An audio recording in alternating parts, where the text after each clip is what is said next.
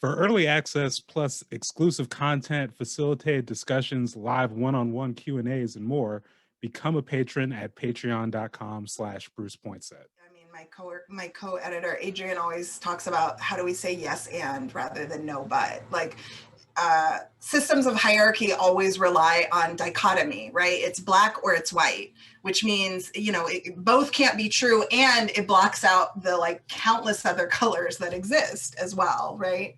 And so, I think it's important, again, to just recognize, like, there are folks who have been holding abolition for decades, and it is also absolutely this current movement and moment of young people saying, we are not going to accept this notion of reform from these systems anymore. It's a yes and. And I just feel like part of the notion of generational divide is about not being able to acknowledge what everyone is bringing to the table as well. And to accept it. It's like, well, who makes change? It's like, we all make, what are you talking about? Like, that notion of I versus we, right? Like, it's a capitalist, white supremacist Western notion. And most of our communities of color, are not rooted in like, it's either you or me. It's like,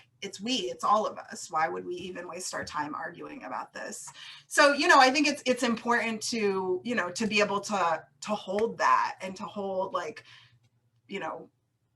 elders and other folks who are not necessarily elders have been holding this work for a really long time. And youth are absolutely moving this work forward. And all of that is true. And it's how we win, right? Is all of us coming together with a shared vision. And I think, that piece of like, how do we build community, I think it is important to think about and talk about what is our shared vision of liberation. And then, and Adrian talks a lot about this in her book, Emergent Strategy, which is about not just creating kind of set strategic plans for campaigns, but rather thinking holistically about how do we want to be as a whole, not just in this campaign for the next 6 months. How do we want to be for the rest of our lives all together? And so she talks about how do we develop shared principles and values and a shared vision, rather than just like, here's an organizing goal, here are the steps to it. And again, we can do that. We need to do that in some cases, obviously. But I think that those larger conversations are often ones we don't have. And I think it's really important, because I think when we have those conversations ahead of time, in sort of like in private, without pressure on us to make a choice, then it allows us to see, like, yes, we are going to have differences. And that's the reality. It's always been that way. There are going to be some of us who want to do different tactics and strategies. There are going to be places where we just don't agree.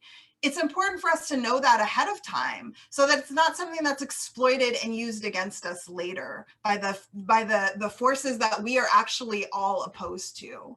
And so, I always tell folks, every successful movement has a multiplicity of strategies and tactics. And yet, because of hierarchy, we are pitted against each other and told, like, there can only be, it's like Highlander, there can be only one, right? Like, only one tactic can be right, and therefore the rest are wrong. Rather than saying, like, how about every tactic or strategy based in principle and with our shared values that moves us closer to freedom is right? And so if you want to take that road, like, what can I do to support you on the way? And at the very least, I'm not going to kick rocks under your feet as you're walking on that path. So, I think to me, that is one of the biggest things about building community, is about having those hard conversations ahead of time. I think we don't want to have them because they're uncomfortable, and because, we like to imagine we're all going to agree on everything. But I think it's important to recognize that's not what liberation looks like, is all of us agreeing on everything, because liberation is about all of us being able to be our full selves.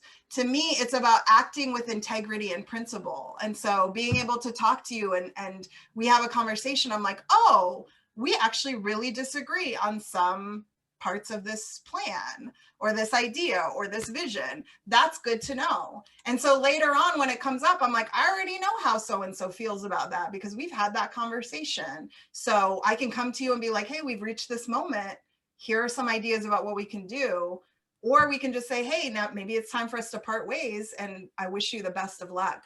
But it's not going to be something that blows up and tears us apart and is weaponized against us. And to me, I think that, you know, talking about the history and the future, that is one of the biggest lessons to learn from history, is the ways that our differences get weaponized against us. And for the Black struggle, we've seen it again and again and again, that white oppressive systems of power will weaponize any difference to tear us apart.